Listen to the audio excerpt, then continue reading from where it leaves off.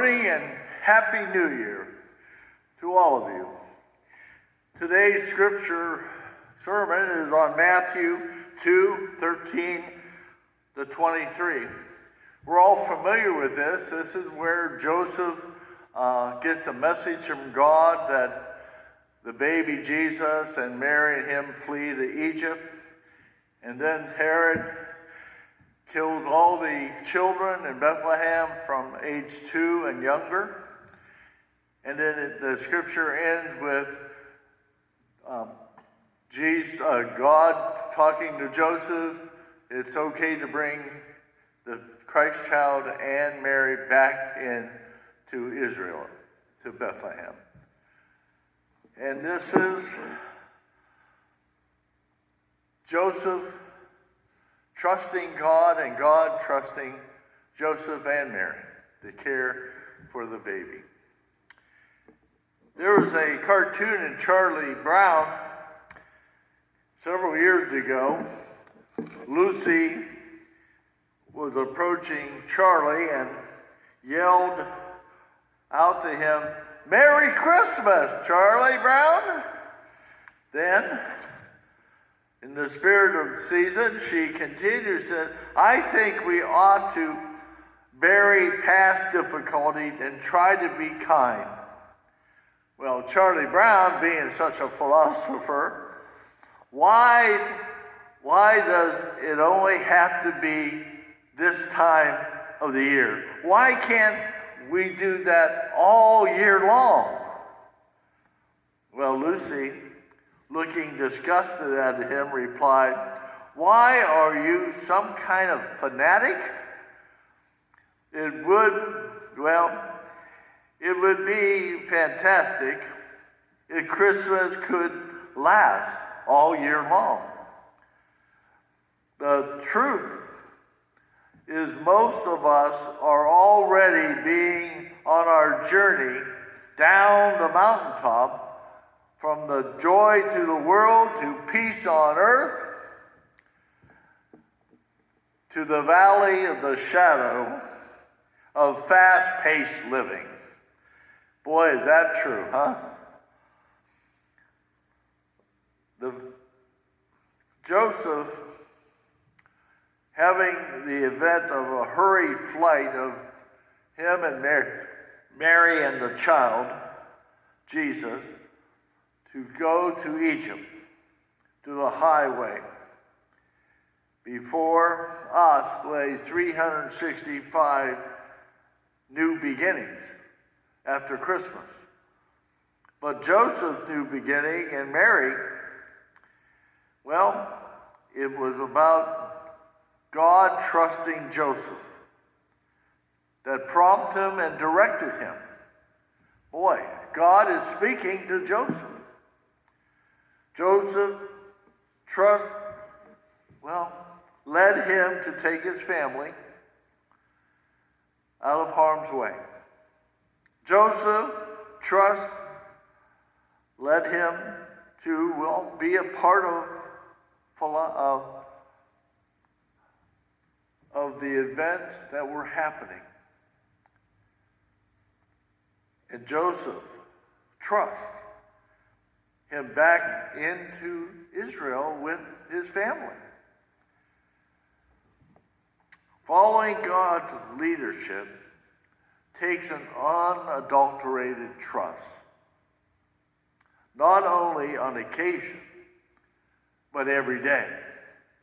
I wonder if we do. Where are our daily trusts? We cannot expect to hear God speaking in crisis when we don't recognize the voice in a calm, when things are quiet. Jenna Strong illustrated the concept of trust. She explained that her son, a toddler, had a problem washing his hair.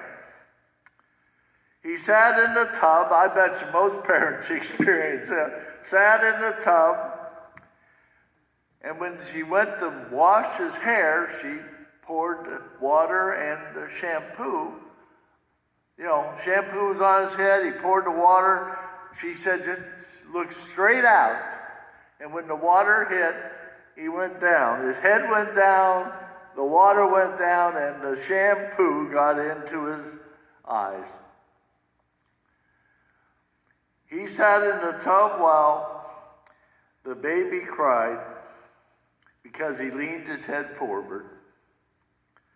She would try to explain to him that he needed to look straight ahead. Boy, how many of us said that when we were doing our kids' hair? She would try to explain to him that he needed to look straight ahead, and the shampoo wouldn't get in your eyes. He would nod his head. Yeah, I understand, Mom. But as soon as the water hit his head, the head went down, and then the tears started.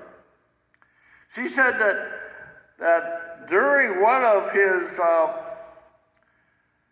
battles in the tub, God would say to her heart, it was as if God was saying, I love you, trust me. She wrote that sometimes in difficult situations, I panic and turn my eyes away from him. It never solved the problem, but the lack of trusting God very much. But how much more does it hurt her? She then made a great point as she wrote this. Now when I find myself in a situation that would be easy to panic, I picture my son sitting in the tub, looking at me, learning to trust me. When I ask God what I should do, sometimes the answer may seem scary, but one thing for sure, he never poured shampoo in my face. Family's life, the first Christmas, was difficult for Joseph and Mary. Reality set in for their minds and hearts. They nurtured the child would be the responsibility of a lifetime for Joseph and Mary. They were ordained to responsibility for the child. Now it meant fleeing their home, interrupting normal family life as they make their home in faraway Egypt. If we were able to experience new beginning in our family, it involved teaching children early about Jesus, praying with spouse, attending the house of worship. Even the children, even though they wiggle in the pew, that's okay.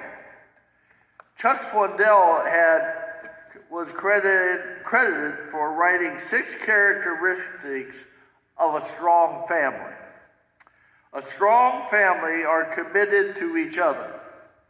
A strong family spend time together.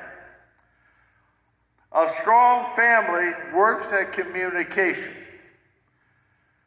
A strong family expressed appreciation. A strong family committed to spiritual values. And a strong family works solutions when crisis hit. If any of these are prevalent in your family situation, jumpstart a new beginning right now. Get a hold of it. Get a grasp. I believe the journey to Egypt strengthened Joseph and Mary's spiritual results. These two wonderful people were already spiritually sensitive. Few of us have trouble, and few of us have bona fide angels appearing to give detailed instructions from God.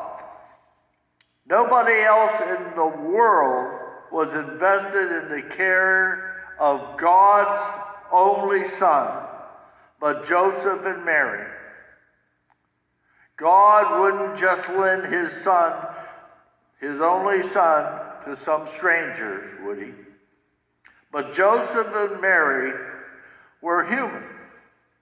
Spiritual growth, understanding must never stop.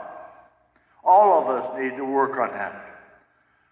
A short period Joseph is on the earth scene with Mary, grasping spiritual truth, become evident in their continue to grow spiritually.